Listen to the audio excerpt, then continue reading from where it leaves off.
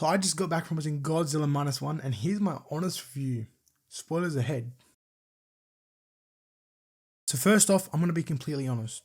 If I do a review on a movie, I'll do it with my honest intentions. I don't care what I get told back. If someone says that this movie is amazing and I think it's shit, I'm going to be honest with you, because at the end of the day, it's my honest reviews. Okay?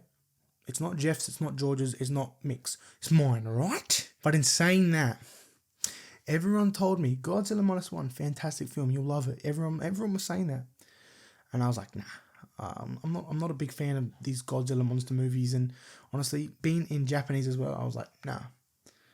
But fuck me, was I wrong. So Godzilla Minus One is set after World War II, about 2 to 3 years after. Japan is slowly trying to rebuild itself up in civilization and reconstruct. So we follow our main character Kochi, who's a kamikaze pilot in World War II. So he ultimately, pussies out from his job as a kamikaze pilot in World War II.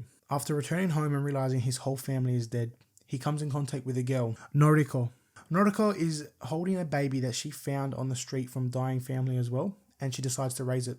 And between Noriko and Kochi, they kind of come together and raise this kid. Now, after struggling for money, Kochi gets offered a job to clean up the sea mines that were placed during World War II. After several days on sea and cleaning up, they awake Godzilla through an explosion. And G is not happy at all about that. So Godzilla firstly, he attacks a couple of boats here and there, Kochi and his team put a bomb in his mouth and they explode him, and they think, oh, this is easy, we destroyed him. But he actually regenerates himself and attacks the big Tako ship. After that, Godzilla makes his way to Ginza and Tokyo. Now, after a crazy rampage destroying buildings and killing 30,000 people, Noriko unfortunately dies. Or so we think. This results in the Japanese citizens, most of them being ex-military, coming together to come up with a plan to once and for all get rid of Godzilla. So they come up with a plan to sink Godzilla 15 meters deep into the deepest part of the ocean. And they do this because it is the coldest part of the ocean as well. So in doing this, they'll freeze Godzilla. Kochi wishes to fly the plane to lure Godzilla to where they need to get him to capture him to the deepest part of the ocean. But his real plan is ultimately to make a sacrifice as a kamikaze pilot, and this time not puss out. The team eventually sinks Godzilla and he rises back up for one final blow. But this time, Kochi actually comes in clutch, flying the plane straight into Godzilla's mouth, full of explosives.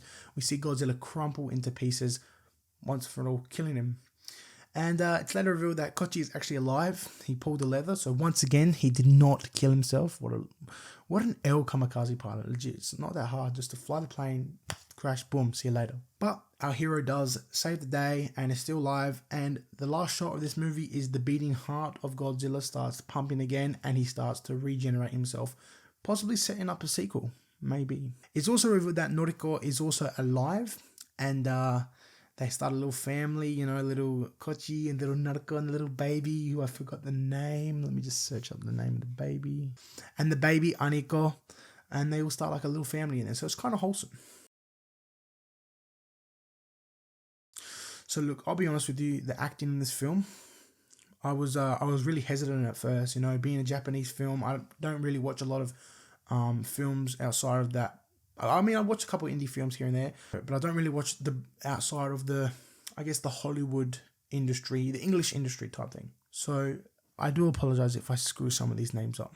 But Kamiki Runosuke, if that's how you pronounce his name, I do apologize. As Kochi, done an amazing job as the lead. Like, he displayed genuine trauma at times, and also he did an amazing job displaying his emotion at some scenes. And I'm going to eat my words here, but I was actually more invested in these characters being Japanese than what I would have been if they were actually American English people. And I think that's what just gave it an extra layer and love to this film. Honestly, I wish I knew how to speak Japanese so then I could focus more on the picture rather than looking up and down at the subtitles. Now, pacing is a really big one for me when it comes to films, and this film, it hit the nail on the head.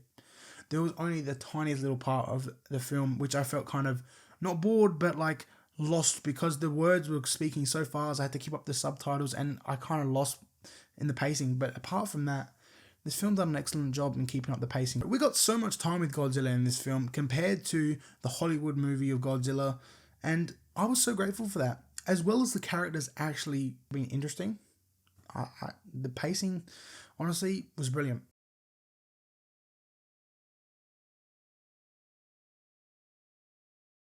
So all in all, I fucking love this movie. Godzilla Minus One, it's up there in my top 10 now. So you'll just have to wait for that video when that comes out later in the year to see where I've put this one, but it is in there. It's full of action, and even though this film was done on a $23 million AUD budget, that's amazing. Honestly, that's incredible. Like, we need more films like this where they take risks, they make it fun, they make it interesting. Like, if you guys have seen Oppenheimer, they have that massive explosion with the bomb. Well, in Godzilla, they do three.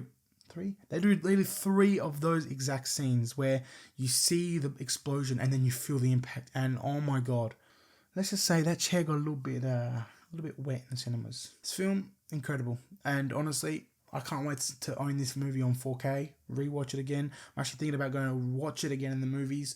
I've just been so busy really with my own Christmas horror film, so I didn't get the chance to watch it when it first came out, so it has taken me a while. Godzilla Minus One. This film here, it deserves a 10 out of 10. Fantastic film, fantastic plot, characters are interesting. Godzilla, you can tell it looks a little bit cheap at times, but you know what? I still love it. Compared to the 1956 Godzilla film and the Hollywood Godzilla film, this one is definitely my favourite. So honestly, I reckon you will go watch this one in the cinemas and experience this little bad boy on screen. Thank you guys so much for watching my Godzilla Minus One review. Comment down below if you have seen the movie, if you liked it, and if you don't like it, tell me why not. You know, let's get interacting in the comments, guys. Did you like the film? Did you not?